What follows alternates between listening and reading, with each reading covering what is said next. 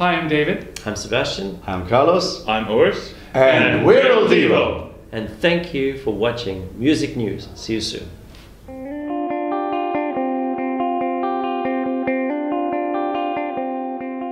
II Divo, it's great to see you all. Feeling good today? Yeah, Yes, good. indeed. Thanks. Good. Next month you start off your castles and country tour. Are you looking forward to it? Certainly. Absolutely. Yeah. It's going to be beautiful, amazing background, sceneries, history, and we're coming with our tour Timeless, and it's going to look spectacular. Excellent. I mean, they're playing some absolutely amazing venues. How did the idea sort of come about? Well, we've been kind of touring for the last 15 years, and we've obviously come through the UK quite a few times. And it's just an idea to change things up a bit, you know, not playing the same venues every time, not coming to the O2 and coming to Manchester Arena. Not that there's anything wrong with these venues, but just to bring a bit of a different element. Most of these shows are outdoors, and as Sebastian said, you know, the backdrop is going to be these beautiful castles, stately homes, these open grounds of the outdoor festivals, and what better to make the backdrop for our passionate and dramatic music. So Yeah, absolutely. I mean, after 15 years as well, are you still enjoying playing live just as much? Oh yeah, for sure. I mean, that's a real moment when we can show that we are real singers. Because obviously, when you are in the Really? studio, no, it's true. When you're in the studio, I mean, we all record separately, and then when we do the harmonies, we just come together. Obviously, when we are in a show, that's the moment that we have only one shot to show that we are a band, and we have those voices that we have, and then when we sing together, we are like a cocktail Molotov. Definitely, and the incredible Michael Ball is joining you, quite an amazing special guest to pull out the hats for the tour. Do you know him very well? We have crossed each other's paths a few times. I love working with Michael Ball. We recorded Love Changes Everything, from Aspects of Love on our album A Musical Affair. And he was the producer for that, and it was the first time we had met him. Carlos and I are kind of aficionados of the music theater repertoire, and so we were both aware of him. And he's just a spectacular person, consummate professional, really fun guy, really funny guy, and we had a great time. It was really easy working with him, and yeah. Yeah, our II Divo tickets on music-news.com are selling incredibly fast. I mean, how have you nurtured such a worldwide sort of loyal fan base? Well, I think we've been just lucky, really, that people have loved our music since day one. Obviously, nothing comes without hard working, you know, working really hard. And we've been to a lot of places over the years. But the truth is, we would not be able to come without our fans across the world. And here, where I was told, I remember like 15 years ago, that it was the audience were, you know, they like something, but then they move on to the next thing. I didn't find that with II Divo. I'm so amazed, because 15 years later, you know, they just come even to see us in the US when we're in the US. And when we're here, it's like an extended family to see all the fans that we get to meet actually when we do the meet and greet. And I find that really amazing, all the stories that we hear. Yeah, I mean, 15 years ago in the UK is where you formed. Are you happy memories of that time? Or?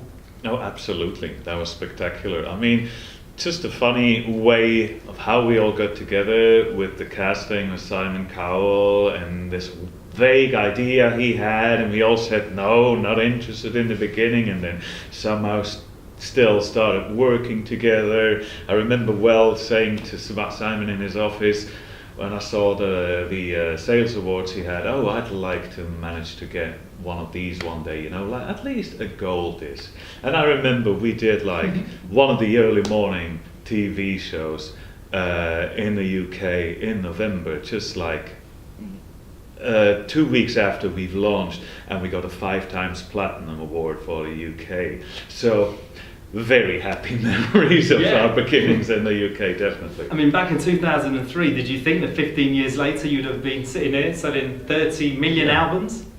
No way. No. No. It's a dream. I think, you know, for any bands nowadays, when we see a lot of acts coming out of TV shows or whatever, YouTube, they come and they go, and it's sad. It seems to be moving constantly now, but we are very lucky because we are quite. What's interesting is people don't always know about the band, but they seem to come and see our concert, and I'm always amazed at how quiet we are. Like we don't have a huge exposure, but we have a huge fan base, and that's amazing. Yeah, I mean the new album Timeless is out in August. What was your thinking about that sort of song collection there?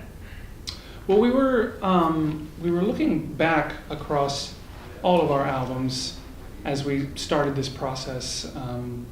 A year ago, just about a year ago, our contract with our record company was coming to a cadence, and but we were not ready to stop. So we put our heads together and said, all right, well, what would we do if we were to make an album with us at the helm and just guiding the whole thing?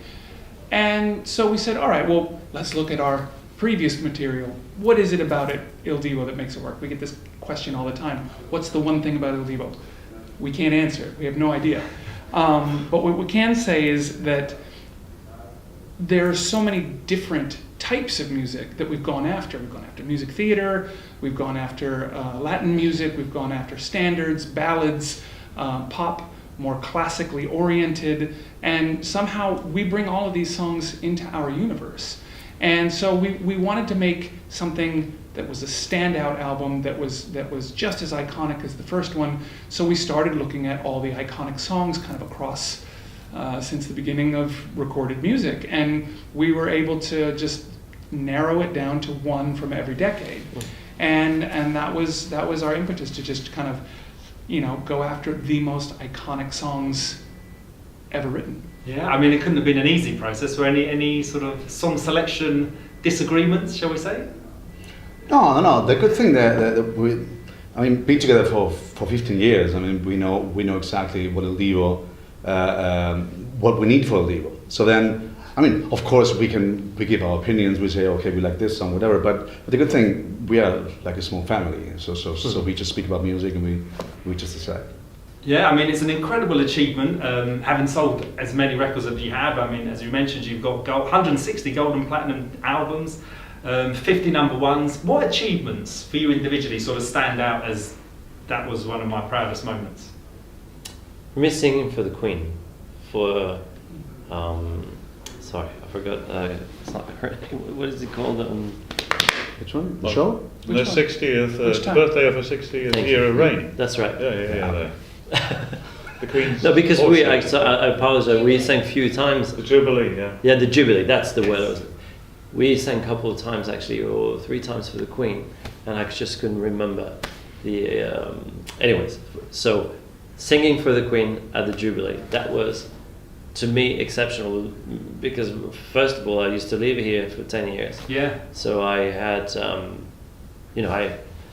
when you live in a country, you feel the energy and the people, and you get to know the history a bit more.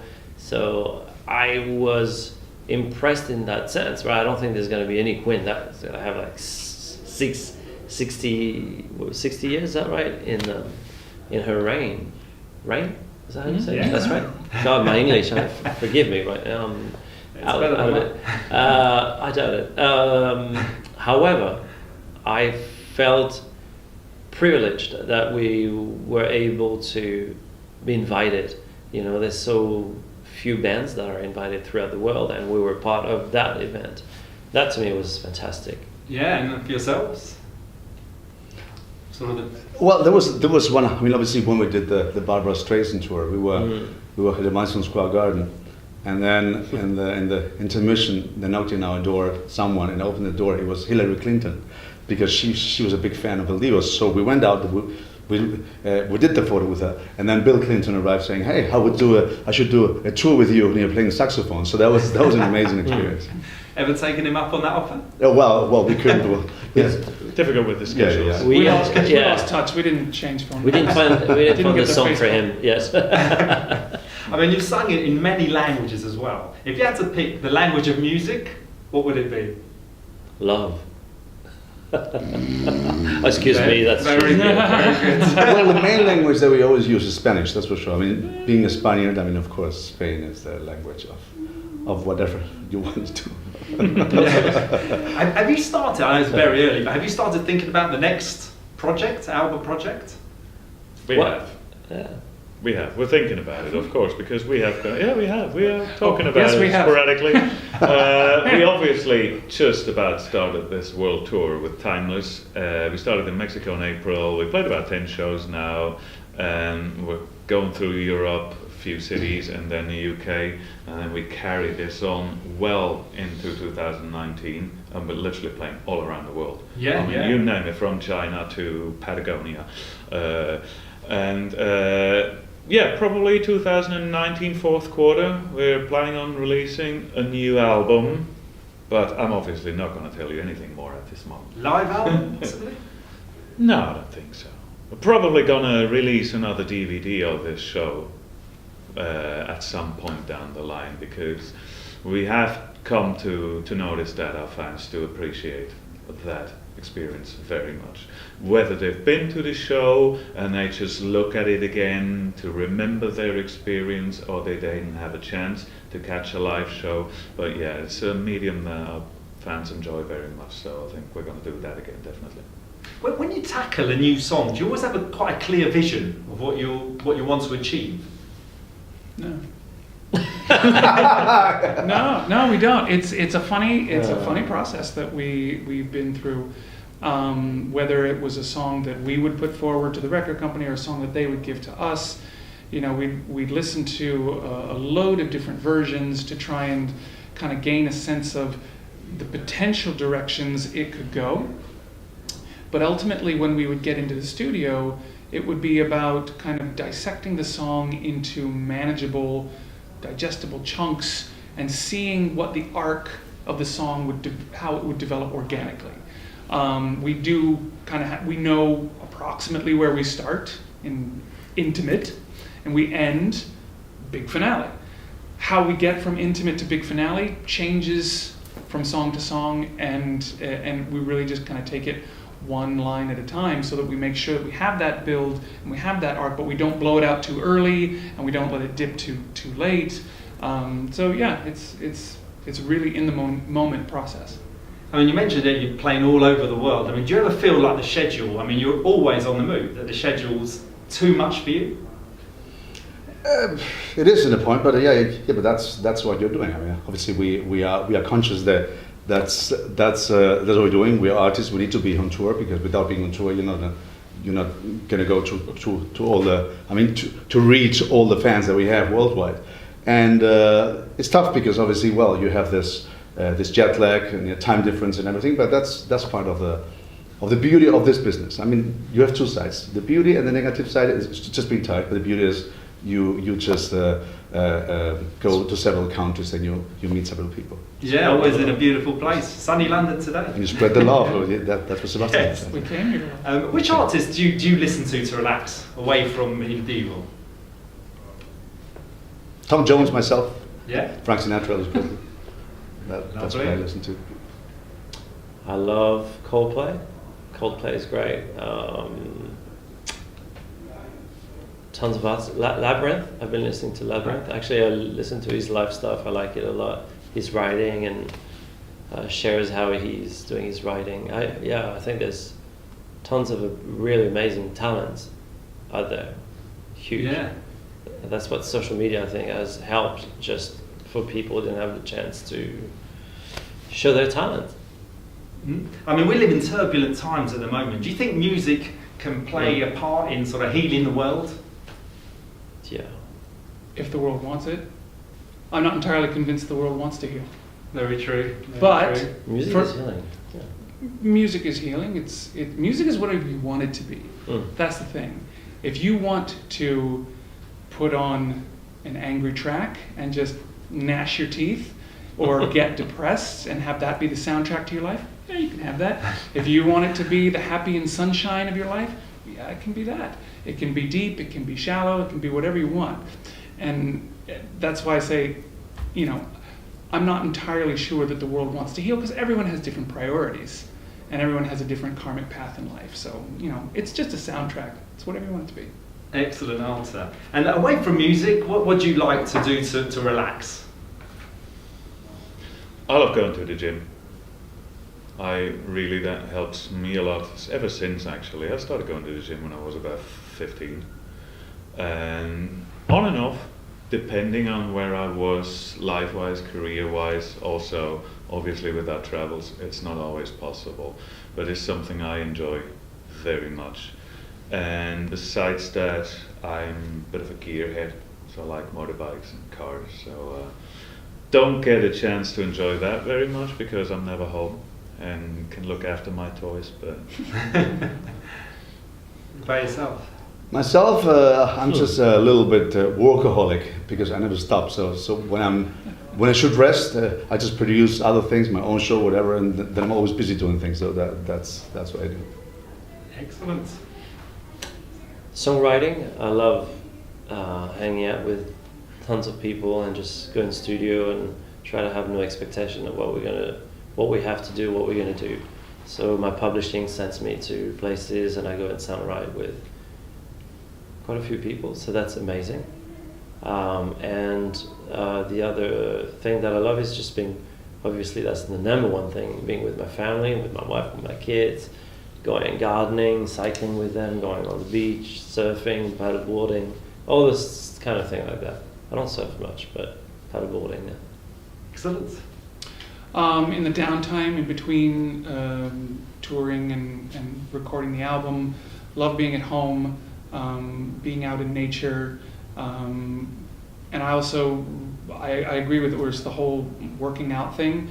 You'd be surprised how much buildup of energy there is being in this kind of lifestyle. The amount of waiting that you do, waiting to go on stage, waiting for your flight, waiting to check in, waiting for X, Y, and Z, the car ride to and from, you're waiting all the time. And there's always a buildup of energy with that for me, the best way to spend that is going to the gym, going for a good run. And beyond that, I really like being just kind of creative with whatever is crossing my path. And at the moment, that has become like a transition into directing film. Excellent. I mean, you've achieved so much, as we've established. I mean, do you still have, as a band, sort of burning musical ambitions? There are many, yeah, of course. I mean, I think as an artist, you can never say we made it.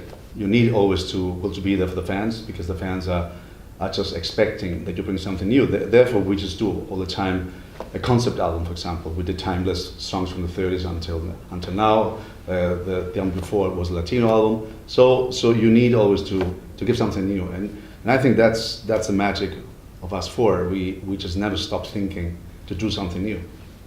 Excellent. Well, thank you very much for the time. It's been an absolute pleasure. For somebody that hasn't come across II Divo yet, and you had to pick 4 songs to say, check these out, they sum us up as a live band, one each, what songs would you say? I would pick Nella Fantasia. Adagio. Hola, our latest single. Regresa a mí, our very first single. Excellent. And lastly, for somebody coming along to a live show for the first time, what can they expect at an II Divo concert? We're going to blow your face off with our voices, with music. You're going to have a great time. There's not going to be a single moment that you're going to be longing for something else. We find this all over the world. We find the audiences are just so present with us. They're on the edge of their seats, which gives us the energy to just give them even more.